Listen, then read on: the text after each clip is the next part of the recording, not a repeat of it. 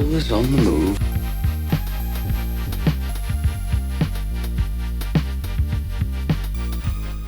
Hello and welcome to the Fanatics of Film, and my name is Ben. Thank you so much for joining me today.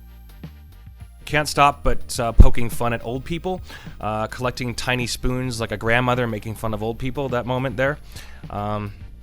They have turned Peter Parker into a kind of a pushover in this movie. I am not a fan of this. I understand that he is kind of an underdog, and that's always what he's been. I think his friends tend to be a little bit overshadowing to him, and they're non-believable. They're non-believable characters, in my opinion.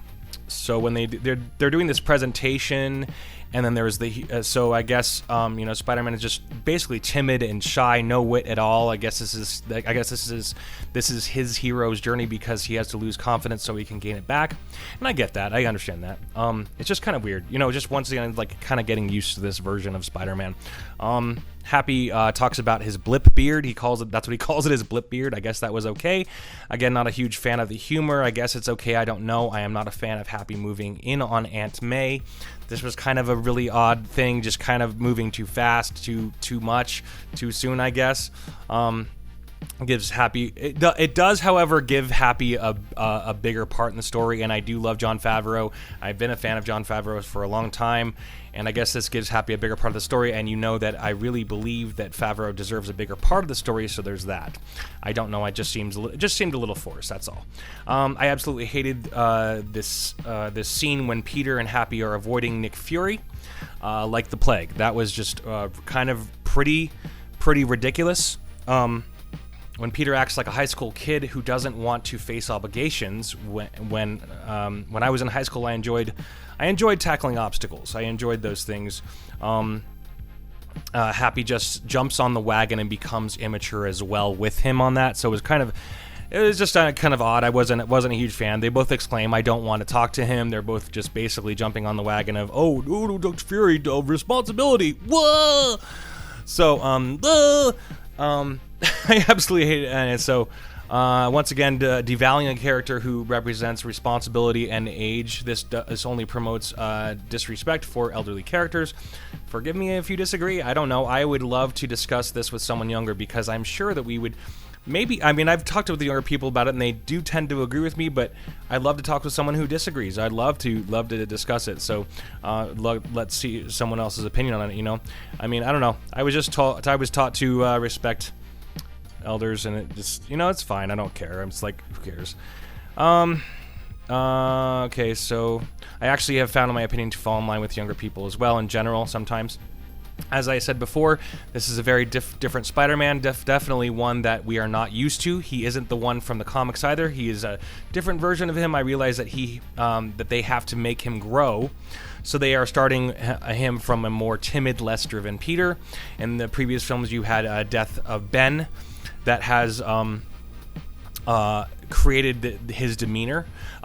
This event creates a more likable Peter, a Peter who steps up and won't back down, a Peter Parker who takes responsibility for his great power. With great power comes great responsibility, etc. And so that's a thing that is kind of missing from this. It is almost if this version has either forgot that version, or it is almost poking fun at it. Without the death of Ben, there is definitely something missing.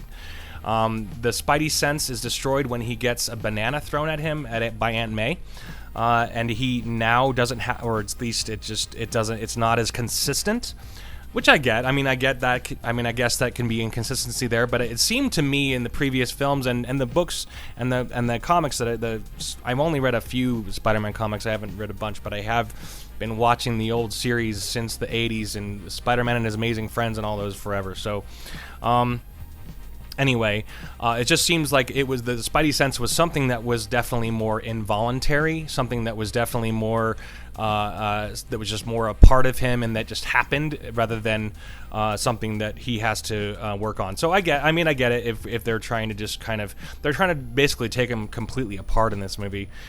Seems like there wasn't any explanation as to why he suddenly lost this power, or at least it seemed as if it was weakened. Aunt May calls it the Peter tingle. That was I don't know. I don't know about all these things.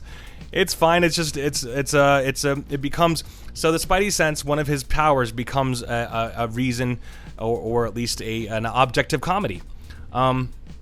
I guess in retrospect it seems funny, but so much of this humor is kind of forced. It feels like it is literally poking fun at the idea of Spider-Man in general. I guess that is what they need to do to keep the normies interested, because the chances are that they have seen all 6 previous Spider-Man films. I am sure that this makes sense to just make fun of them all, I guess. I don't know. Trying to figure all these things out here. The plane ride to Europe was absolutely silly. I am sure it was supposed to build characters, but it only made the teachers out to be dorks. And instead of Peter taking action to sit next to MJ, he convinces his friend to do it, when I feel like the old Peter Parker would have been able to do it just fine by himself somehow, with his Spidey sense or something else and that and everything like that. And then there was the whole changing of the room scene. It takes too long in the bathroom, and as a result, he misses his chance. Then there is a contemporary fictional portrayal of Europe. This was hilarious because my heart goes out to the European people, big time. My brain bleeds for them. My heart bleeds for Europe. It's just really sad what's happening right now. I can't believe that they shot this in Europe while all the madness is happening there. 1984 is really happening there right now, and they have them in this school trip like it's safe to just waltz around Europe and go to the opera. When in reality, it's currently right now, and I understand this is a fictional world. I get it. This is a fictional world. This is just what we're supposed to do, but I don't know. Just wasn't. It's just kind of funny seeing them, because Disney wants this. They want the globalism. They want this to happen. They want the destruction of Europe. They're cheering it on. They're cheering on the destruction of Europe, and at the same time making a film in Europe like it's okay to just hang out there. So anyway, I did enjoy J.B. Smoove being in this film as Mr. Dell. I enjoyed his contribution to Curb Your Enthusiasm, which actually is so freaking funny in that show. If you get a chance, I'm sure you know him, J.B. Smoove, hilarious dude. In my opinion, he stole the show whenever he showed up in Curb Your Enthusiasm. Enters Mysterio, fighting the giant water being for a split second. This image reminded me of Spider-Man 3, the Sandman in that one. Peter left his suit at the hotel. What? Okay, this gives him an opportunity to put on a ridiculous jester mask. I guess that makes sense, for the sake of comedy. This gives him an opportunity to put on that jester mask. And I guess it's okay because it is a fictional story. Just weird how they want to paint the picture of fiction, but they are completely support the madness that is happening right there, right now. So that's, in general with what's happening in Europe. So Nick Fury has a moment with Uneasy Lies, the head that wears the crown. That was an interesting moment. I think that, forgive me if I'm wrong, but I think that was a Tony Stark quote. I can't remember where that quote actually came from, but I think he may have been quoting someone else, but remind me if you know what that is. In the underground giant sewer lair, we always used to make fun of this, friends of mine and playing bands with, we'd always make fun of the whole thing, how sewers are always portrayed as these giant very spacious areas to be in, but they're quite not. Maybe, you know what? Maybe they're actually very spacious in Europe. So anyway, in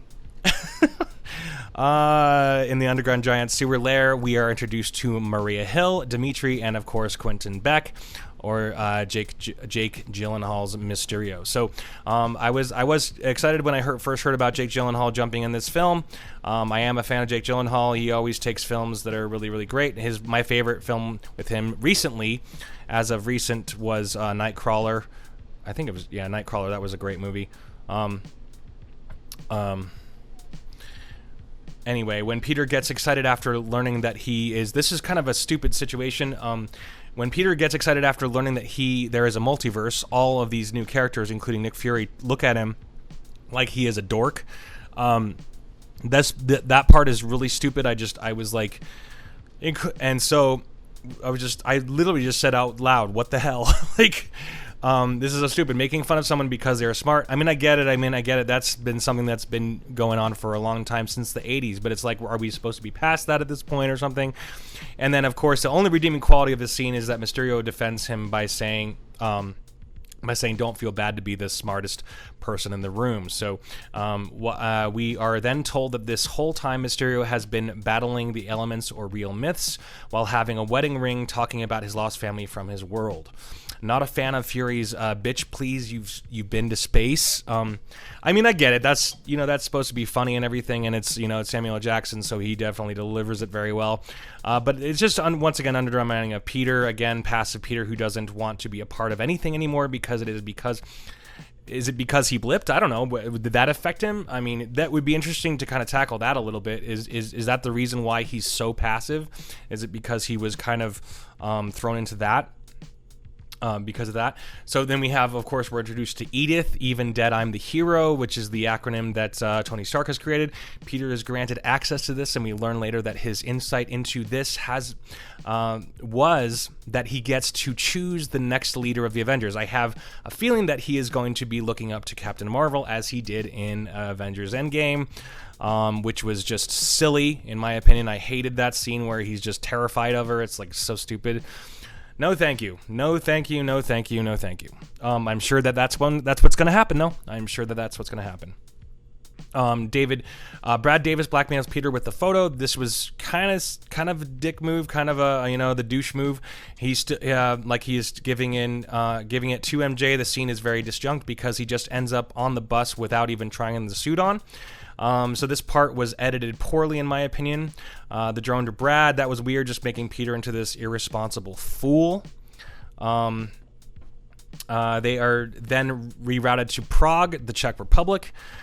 Peter continues to be whining about Peter continues to be whining about being a hero, and Mysterio comforts him acquiring the access to Edith.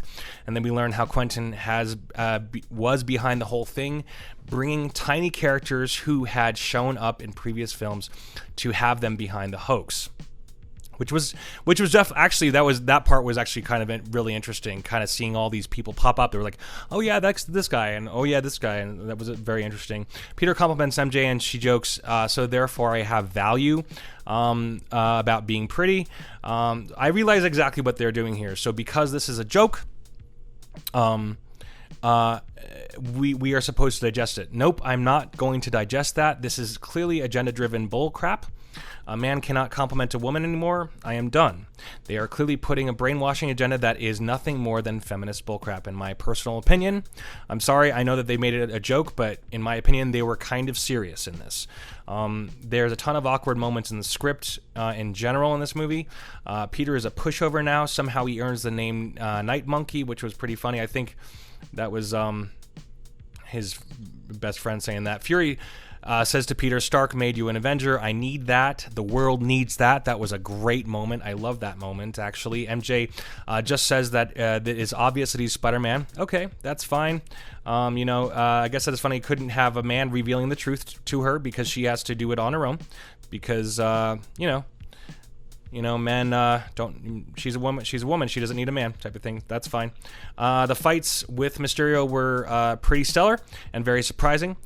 Peter gets hit by a train. Peter ends up in jail with some characters in the Netherlands. He calls Happy and then builds his suit. I'm not a huge fan of Peter always using the Stark tech. I always liked him having to create everything himself, but this is the world we live in now, so that's fine. Then we end up in London, and Happy says try to get the Peter Tingle back online. I guess that was funny. I just wasn't a fan of that. Once again, I'm just not a fan of the making the Peter Tingle, turning the Spidey sense into a Peter Tingle. Awkward moments that aren't funny. Happy belts out I'm in love with Spider-Man's aunt. Just that was okay, I guess. Just kind of weird, awkward moments. Like, there's a lot of awkward moments that are supposed to be funny that just aren't funny, in my opinion.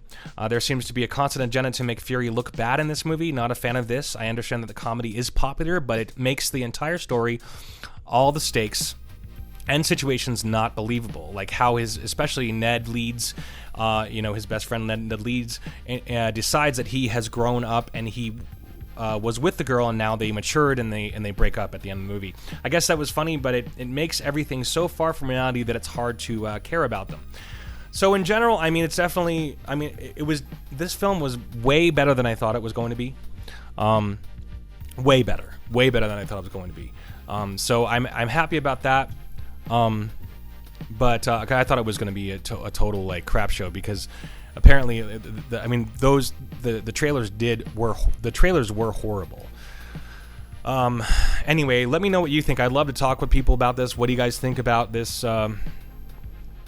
this new Spider-Man? I mean, he's okay, but I've talked to many people who actually really feel like this is kind of not Peter Parker. It's kind of a non-version of Peter Parker.